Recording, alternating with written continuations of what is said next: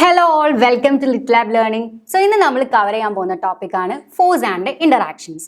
അപ്പോൾ നമ്മൾ അതിലേക്ക് കടക്കുന്നതിന് മുന്നേ നമുക്ക് എന്താണ് ഡൈനാമിക്സ് എന്ന് അറിയണം. ഡൈനാമിക്സ് എന്ന് പറഞ്ഞാൽ നമുക്കറിയാം ഒരു മോഷൻ ഉണ്ടാവണമെങ്കിൽ അവിടെ ഒരു ഫോഴ്സ് വേണം. അപ്പം ഒരു ഫോഴ്സ് കാരണമാണ് മോഷൻ ഉണ്ടാവുന്നത്. അപ്പോൾ ഈ ഫോഴ്സും ആ മോഷനും തമ്മിലുള്ള റിലേഷൻഷിപ്പ് പറയുന്ന ഫിസിക്സിൻ്റെ ബ്രാഞ്ചിനെയാണ് നമ്മൾ ഡൈനാമിക്സ് എന്ന് പറയുന്നത്. ഈ ഡൈനാമിക്സിൻ്റെ പ്രിൻസിപ്പിൾസ് ഒക്കെ ആദ്യമായിട്ട് ക്ലിയർലി സ്റ്റേറ്റ് ചെയ്തിട്ടുള്ളത് സർ ഐസക് ന്യൂട്ടൺ ആണ്. അദ്ദേഹം അത് സ്വയം ഡിറൈവ് ചെയ്തതല്ല, പകരം ഗലീലിയോ ഒക്കെ കൊണ്ടുവന്നിട്ടുള്ള തിയറീസിൽ നിന്ന് ഡെഡ്യൂസ് ചെയ്തിട്ടാണ് അദ്ദേഹം ന്യൂട്ടൺസ് ലോസ് ഓഫ് മോഷൻ എന്ന് പറഞ്ഞിട്ട് അതിനെ ഫ്രെയിം ചെയ്തിട്ടുള്ളത്. ഇനി നമ്മൾ പോകാൻ പോകുന്നത് ഫോഴ്സ് ആൻഡ് ഇൻ്ററാക്ഷനിലേക്കാണ്. അപ്പോൾ ഫോഴ്സ് എന്താണെന്ന് അറിയണം. ഫോഴ്സ് എന്ന് പറഞ്ഞു കഴിഞ്ഞാൽ സിംപ്ലി ഒരു പുഷ് അല്ലെങ്കിൽ ഒരു പുൾ, അതിനെയാണ് നമ്മൾ ഫോഴ്സ് എന്ന് പറയുന്നത്.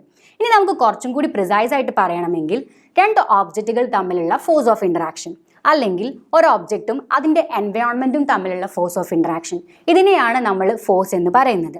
ഇനി ഫോഴ്സ് ഒരു വെക്റ്റർ ക്വാണ്ടിറ്റിയാണ്, അപ്പോൾ അതിനെന്തായാലും മാഗ്നിറ്റ്യൂഡും ഡയറക്ഷനും ഉണ്ടാവും. ഇനി നമ്മൾ പോകാൻ പോകുന്ന കോണ്ടാക്ട് ഫോഴ്സ് എന്നാണ്. അതായത് നമുക്ക് ചുറ്റും രണ്ട് ടൈപ്പിലുള്ള ഫോഴ്സസ് ഉണ്ട്.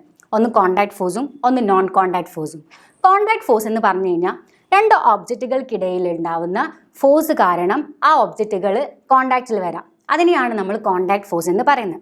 അതിൻ്റെ അണ്ടറിൽ വരുന്ന മൂന്ന് കോമൺ ആയിട്ടുള്ള ഫോഴ്സുകളാണ്.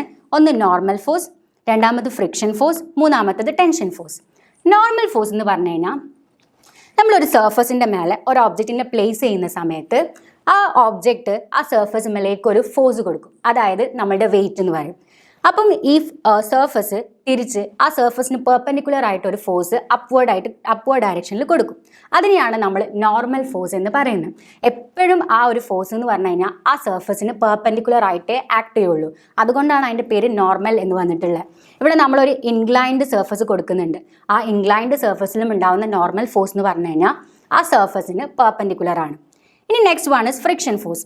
ഫ്രിക്ഷൻ ഫോഴ്സ് എന്ന് പറയുമ്പോൾ നമുക്കറിയാം, ഒരു ഒബ്ജക്റ്റ് ഒരു സർഫസിലൂടെ സ്ലൈഡ് ചെയ്യുന്ന സമയത്ത് അതിൻ്റെ മോഷന് ഒപ്പോസ് ചെയ്തുകൊണ്ട് അതിൻ്റെ ഓപ്പോസിറ്റ് ഡയറക്ഷനിൽ ഒരു ഫോഴ്സ് ഉണ്ടാവും.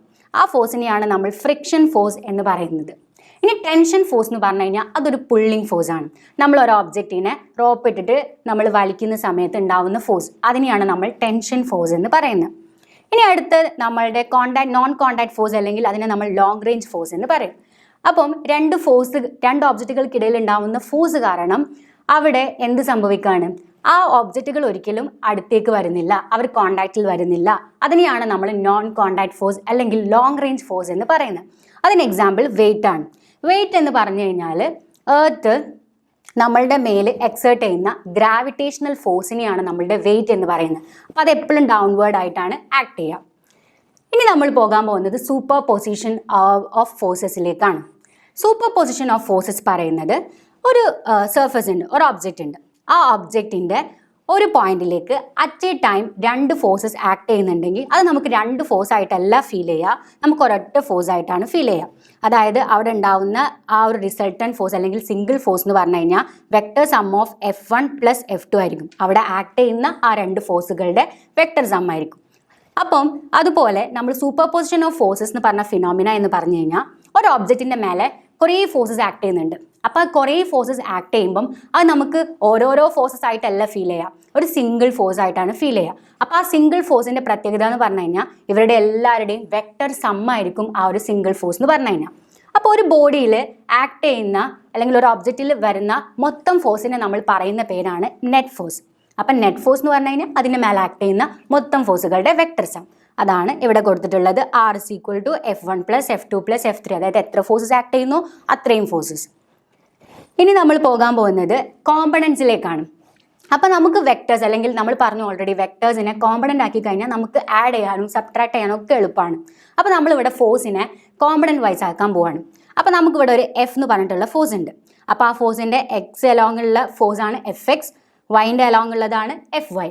അപ്പോൾ നമ്മൾ അതിനെ കോമ്പണൻ്റ് വൈസ് റിസോൾവ് ചെയ്യാൻ വേണ്ടി പഠിച്ചു. ഇനി നമ്മളുടെ റിസൾട്ടൻറ്റ് ഫോഴ്സ് എന്ന് പറഞ്ഞു കഴിഞ്ഞാൽ നമുക്കിപ്പോൾ ഫോർ എക്സാമ്പിൾ ഒന്നിലധികം ഫോഴ്സസ് ഉണ്ട്.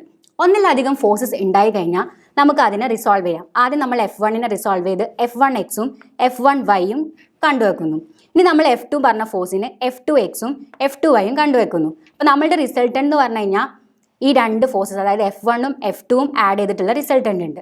അപ്പോൾ നമുക്ക് എക്സ് അലോങ് ഉള്ള റിസൾട്ടൻ്റ് എന്ന് പറഞ്ഞു കഴിഞ്ഞാൽ ഈ F1x-ഉം F2x-ഉം ആഡ് ചെയ്തതാണ് RX എന്ന് പറഞ്ഞു കഴിഞ്ഞാൽ. RY എന്ന് പറഞ്ഞു കഴിഞ്ഞാൽ F2y-ഉം F1y-ഉം ആഡ് ചെയ്തതാണ്. അപ്പോൾ നമ്മളുടെ മാഗ്നിറ്റ്യൂഡ് ഓഫ് റിസൾട്ടൻ്റ് വെക്ടർ എന്ന് പറഞ്ഞു കഴിഞ്ഞാൽ √RX² + RY² ആയിരിക്കും. ഇനി നമ്മളുടെ ഇവരുടെ ഇടയിലുള്ള ആംഗിൾ ഉണ്ട് തീറ്റ.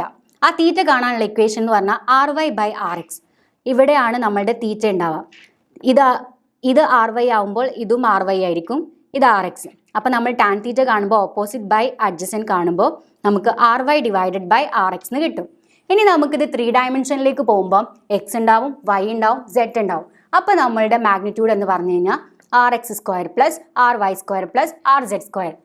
എക്സിൻ്റെ അലോങ്ങുള്ള ഫോഴ്സുകളൊക്കെ ആഡ് ചെയ്യുക, വൈൻ്റെ അലോങ്ങുള്ള ഫോഴ്സുകളൊക്കെ ആഡ് ചെയ്യുക, സെറ്റിൻ്റെ അലോങ്ങുള്ള ഫോഴ്സുകളൊക്കെ ആഡ് ചെയ്യുക. അതായിരിക്കും നമ്മളുടെ മാഗ്നിറ്റ്യൂഡ് ഓഫ് വെക്ടർ എന്ന് പറഞ്ഞു കഴിഞ്ഞാൽ. അപ്പോൾ ഇന്ന് ഇത്രയേ ഉള്ളൂ. Thank you.